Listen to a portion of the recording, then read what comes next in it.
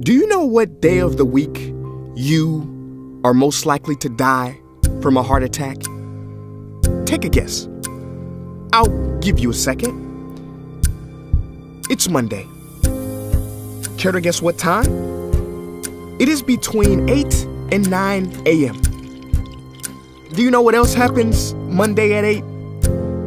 That is the same day and time people get ready to go into jobs they hate. Coincidence? I don't think so. Take a look at this chart. This is the lifespan of the average person. On average, we live about 80 years. If we're lucky, we start working at about 18, and we work, and retire at about 67. Now, what does this tell you? That for better or for worse, the majority of your life will be spent at work. Do not spend that time unhappy. Like my friend Jay.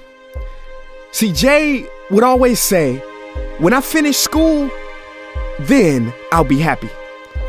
Well, Jay finished school, but he wasn't happy. So then Jay said, when I get a job, then I'll be happy. Jay got a job, but he still wasn't happy.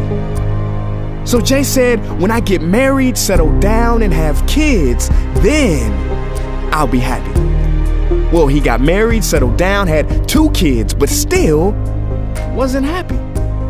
So then Jay said, okay, when the kids leave home and I retire, then I'll be happy. Well, the kids left home and he retired, but he still wasn't happy. So Jay started going to church. And I asked Jay why he was going to church so much. And he said, because when I die, then I'll be happy. Jay's story, however sad, is not unique. I could have replaced Jay with Johnny or Bonnie.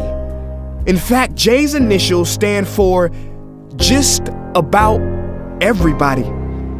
Many of us are like Jay, but it is not our fault. We have been tricked to stay stuck in jobs that are literally making us sick and to be and then people. You know about the and then people, right? It is people who constantly say, and then I'll be happy. Ladies and gentlemen, we must go from living as and thens to becoming right nows.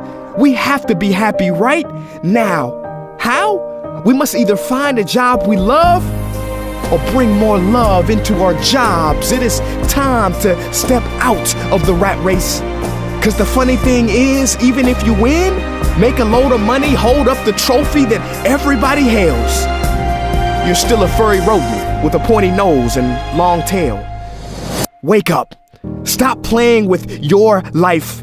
This ain't a video game. This ain't Mario Kart. This ain't Fortnite. There is no try again button, no option to redo this level. When the game's over, game's over.